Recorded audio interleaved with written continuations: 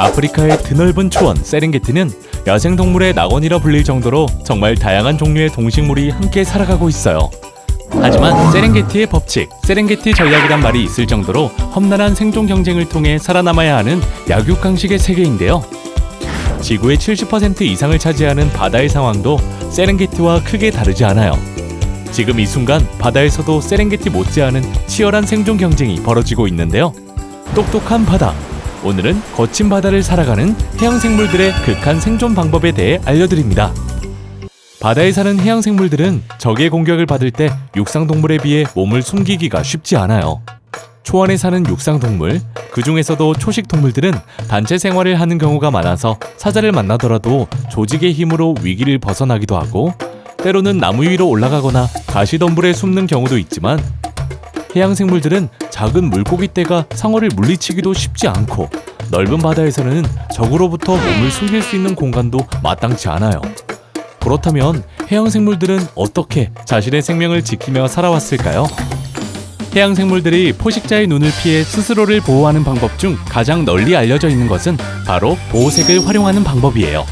자신의 몸 색깔을 주변 환경이나 배경과 비슷하게 변형시켜서 적의 눈을 속이는 일종의 위장술인데요. 해마는 보호색을 가장 잘 활용하는 해양생물 중 하나로 알려져 있어요.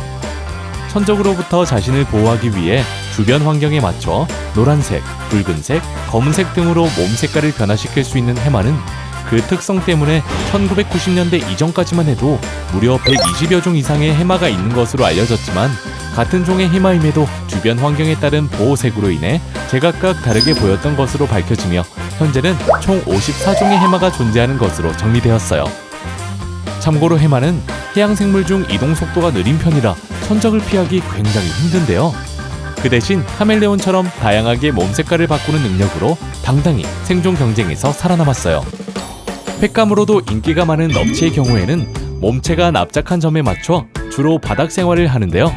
덕분에 황갈색의 모래와 잘 구분되지 않는 보호색을 통해 자신의 생명을 지키며 살아가고 있어요. 넙치의 보호색은 너무 감쪽 같아서 모래바닥에서 움직이지 않으면 육안으로도 알아차리기 어려울 정도예요. 똑똑한 생물의 대명사로 불리는 문어는 보호색과 의태를 모두 활용하는 변장의 달인인데요. 문어는 근육 섬유에 연결된 색소 주머니로 몸의 색깔을 바꾸는 것은 물론 주변 환경에 맞춰 모양까지 변하게 하는 의태 능력도 뛰어나서 산호나 돌 사이에 숨어 있을 때는 그 일부러 보일 정도로 완벽한 위장술을 자랑해요. 다음은 독을 이용해서 자신을 보호하는 해양생물이에요. 독을 가진 해양생물의 대명사, 보거가 그 주인공인데요. 테트로도톡신이 성분인 보거의 독은 소량만 섭취해도 신경이 마비되며 사망하기 때문에 천적으로부터 안전하게 자신을 지킬 수 있어요. 보거의 독성은 가열해도 사라지지 않기 때문에 반드시 보거 요리 허가를 받은 사람만이 할 수 있는 등 음식 조리에도 제약이 있어요. 반면 살기 위해 스스로 독을 먹는 해양생물도 있는데요. 바로 바다 달팽이 중 하나인 갯민숭 달팽이예요. 갯민숭 달팽이는 흔히 말하는 달팽이 집이 없기 때문에 언제나 천적의 눈에 띄기 쉬운데요. 그래서 갯민숭 달팽이가 선택한 생존 전략은 몸속에 축적해둔 독을 이용해서 스스로를 지키는 일이었어요. 그렇다면 갯민숭 달팽이는 어디서 독을 얻는 걸까요?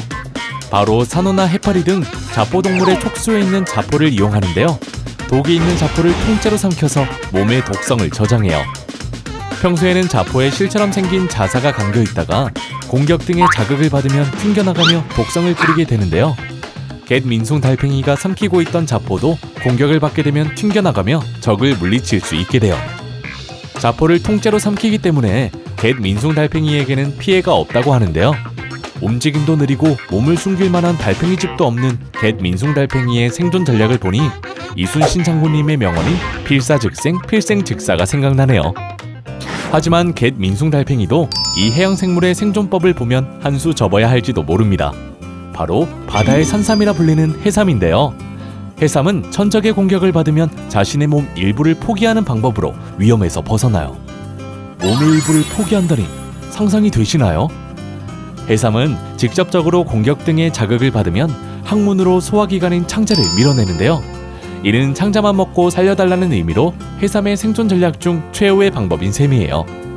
이런 극단적인 방법으로 위기 탈출이 가능한 이유는 해삼이 신체 일부가 훼손되더라도 재생이 가능한 극피동물인 덕분인데요.